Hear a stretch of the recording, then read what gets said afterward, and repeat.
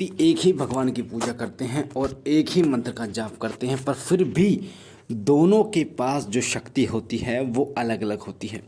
एक के पास जो शक्ति होती है वो तीव्र होती है, बहुत जल्दी कार्य करती है, बहुत जल्दी उसकी प्रार्थना को स्वीकार करती है, जबकि दूसरे के पास जो शक्ति होती है वो बहुत मंद होती है। तो इसका क्या कारण होता है? जैसे मान लीजिए दो व्यक्ति हैं, दोनों व्यक्ति भगवान शिव की उपासना करते हैं, पूजा करते हैं, साधना करते हैं, या दोनों व्यक्ति माता काली के भगत हैं। तो एक व्यक्ति अगर हाथ रखता है किसी व्यक्ति के ऊपर तो उसको आराम मिल जाता है, पर दूसरा व्यक्ति जब हाथ रखता है तो आराम नहीं मिलता। एक व्यक्ति किसी समस्या को समाधान कर देता है, दूसरा व्यक्ति उस समस्या का समाधान नहीं कर पाता। तो ऐसा क्यों होता है? इसका सबसे बड़ा कारण मैं आपको बताता हूँ। देखिए, आप भी सेवा करते हैं और सामने वाला भी सेवा करता है। आप भी भगवान शिव की पूजा करते हैं, वो भी भगवान शिव की पूजा करता है। आप जो कार्य करते हैं आपसे आराम नहीं होता, पर दूसरे व्यक्ति से आराम हो जाता। तो इसका क्या कारण होता है? जब आप पूजा करते हैं और जो व्यक्ति नित्य भोग नियम जप करता है तो वहाँ पर धीरे धीरे शक्तियाँ इकट्ठी होनी शुरू हो जाती हैं। कभी भी जब आप देवताओं के मंत्रों का जाप करते हैं तो वहाँ डायरेक्ट देवता नहीं आते। जैसे माता काली की आप जाप करते हैं तो माता काली के मंत्रों का जाप करते हैं तो वहाँ पर माता काली के सेवक सेविकाएँ आनी शुरू होती हैं। जैसे आपको पता है कि माता काली की सेवा में 64 योगिनियाँ होती हैं, तो वहाँ पर पहले योगिनियाँ आती हैं और योगिनियाँ भी बहुत बाद में आती हैं। पहले अन्य छोटी मोटी शक्तियाँ वहाँ उस स्थान पर आनी शुरू होती हैं और जो व्यक्ति मंत्रों का जाप करता है, पूजा करता है, वो उसको अनुभव देती हैं। फिर धीरे धीरे जैसे जैसे उसका जाप बढ़ता है वैसे वैसे धीरे धीरे की करके शक्तियाँ वहाँ पर आनी शुरू हो जाती हैं। फिर एक ऐसा समय आता है फिर योगिनियाँ आती हैं। फिर योगिनियाँ जब आती हैं 1 2 3 4 तो उसकी शक्ति धीरे धीरे बढ़नी शुरू हो जाती है। जहाँ वो एक छोटे मोटे भूत प्रेत को नहीं वश में कर पा रहा था, फिर वो बड़े बड़े भूत प्रेत मशान जिन जिन्नात को वश में करना शुरू कर देता है। क्यों? क्योंकि वहाँ पर धीरे धीरे शक्तियाँ, बड़ी बड़ी शक्तियाँ फिर आनी शुरू हो जाती हैं और वो जो बड़ी बड़ी शक्तियाँ आती हैं वो उसको घेर लेती हैं और अपनी शक्ति के प्रभाव से उस शक्ति को, जो नेगेटिव शक्ति होती है, नकारात्मक शक्ति होती है, उसको हटा देती हैं। ये होता है जब आप लगातार पूजा, लगातार जब आप जो मंत्र जाप करते हैं, इस कारण होता है। अब कई बार आपने देखा होगा ऐसा भी होता है कि एक शक्ति दूसरी शक्ति को बांध देती है।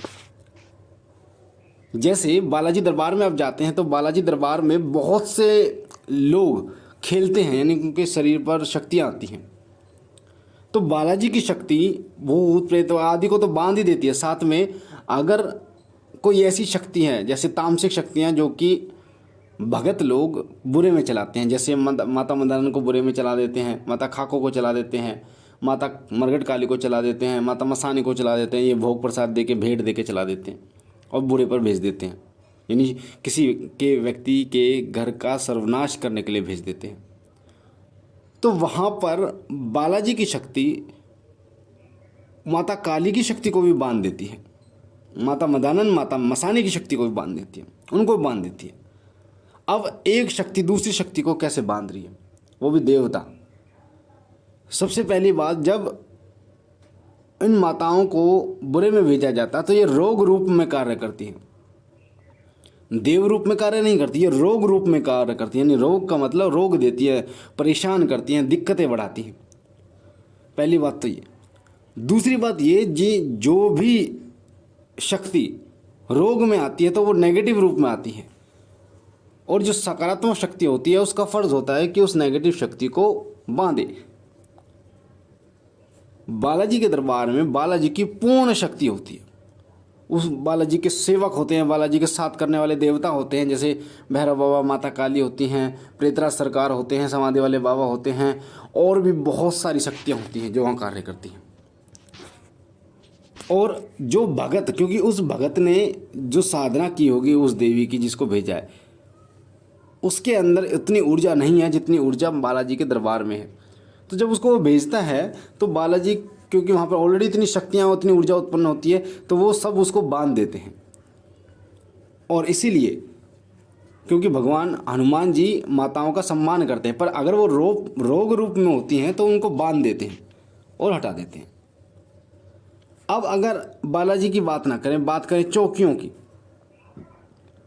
मान लीजिए दो भगत हैं और एक भगत रोग रूप में किसी देवी को भेजता है और दूसरा भगत उसको बांध देता है, तो इसका मतलब ये है कि दूसरे भगत के पास जो शक्ति है वो बहुत ज़्यादा है, ऊर्जा बहुत ज़्यादा है, उसके पास बहुत देवता हैं, तभी तो उसने उस शक्ति को बांध लिया। तभी मैंने आपको शुरुआत में इस बात को बताया कि पूजा आप भी उसी शक्ति की करते हैं, पूजा मैं भी उसी शक्ति की करता हूँ। आप हाथ देते हैं, आप प्रार्थना करते हैं, आपकी प्रार्थना मंजूर नहीं होती, प्रार्थना स्वीकार नहीं होती, हम जब करते हैं तो स्वीकार हो जाती। तो ऐसा क्यों होता है? इसका कारण ये होता है कि जितना आप भोग नियम जब तक करते हैं, जितना आप बढ़ाते हैं, तो उतने ही वहाँ पर शक्तियाँ धीरे धीरे आनी शुरू हो जाती हैं। चाहे कोई भी देवी देवता क्यों ना हो, सबसे पहले उनके सेवक आना शुरू करते हैं वहाँ पर, उनके सेवक गण आना वहाँ पर। जैसे भगवान शिव की आप पूजा करते हैं तो सबसे पहले भगवान शिव के गण, उनके सेवक आने शुरू होते हैं वहाँ पर। सबसे पहले छोटा सेवक आएगा जो सबसे कम शक्तिशाली होगा, फिर धीरे धीरे शक्तिशाली बड़े बड़े सेवक आने शुरू हो जाते हैं, उनके बड़े बड़े गण आने शुरू हो जाते हैं उनके, फिर ऐसे ऐसे गण आने शुरू हो जाते हैं तो भगवान शिव के बहुत निकट होते हैं, जिनके अंदर भगवान शिव का अंश होता है, तो वो भी आते हैं। पर वो कब आते हैं? जैसे मैं आपको उदाहरण के लिए बताऊं कि काल भैरव, बटुक भैरव भगवान शिव के अंश हैं, तो ये भगवान शिव के ही अंश है, तो ये भी आते हैं। पर जब आप बहुत तपस्या, बहुत मंत्र जाप करते हो, उसके बाद तब ये वहाँ पर आना शुरू कर देते हैं। क्योंकि जहाँ भगवान शिव होते हैं वहाँ महाकाली होती हैं, वहाँ भैरव जरूर होते हैं। जहाँ माता होती हैं, माता दुर्गा, माता काली, माता वैष्णो देवी, वहाँ भैरव और हनुमान जी जरूर होते हैं, क्योंकि भैरव और हनुमान जी माता के साथ चलने वाले हैं।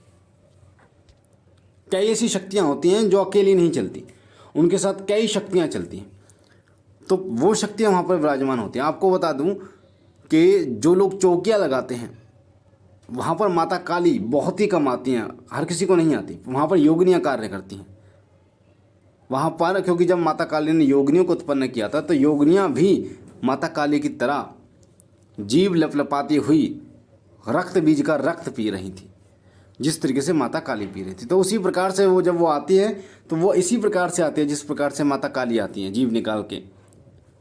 तो लोग समझते हैं माता काली, तो वो है योगिनी, और एक एक योगिनी के पास अथाह शक्ति है, बहुत शक्ति है एक एक योगिनी के ऊपर, बड़े से बड़े कार्य को करने में सक्षम है। इसीलिए लोगों के काम बनते हैं चौकियों पर वो योगिनियाँ होती हैं। और जैसे जैसे सेवक माता की उपासना बढ़ाता रहता है, वैसे वैसे वहाँ पर अन्य योगिनियाँ भी आनी शुरू हो जाती हैं, अन्य शक्तियाँ आनी शुरू हो जाती हैं। माता काली तो बहुत बाद में आती है, देखो ना आप, पहले तो योगिनी आएंगी एक एक करके, फिर माता काली आती हैं। तो शक्तियाँ जो बनती हैं वो मैंने आपको बताया कैसे बनती हैं, क्यों बनती हैं, कि अगर आपके जाप में कमी है तो वहाँ पर शक्तियाँ जो हैं वो कम होंगी, और अगर आपका जाप बहुत मजबूत है, सेवा आपकी मजबूत है, तो वहाँ पर धीरे धीरे शक्तियाँ सबसे ज़्यादा कार्य करती हैं।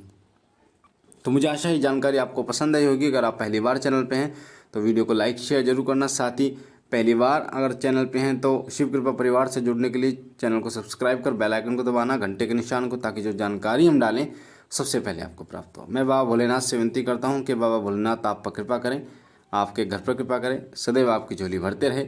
हम मिलते हैं एक नई जानकारी के साथ, तब तक के लिए ओम नमः शिवाय, ओम नमः शिवाय, ओम नमः शिवाय।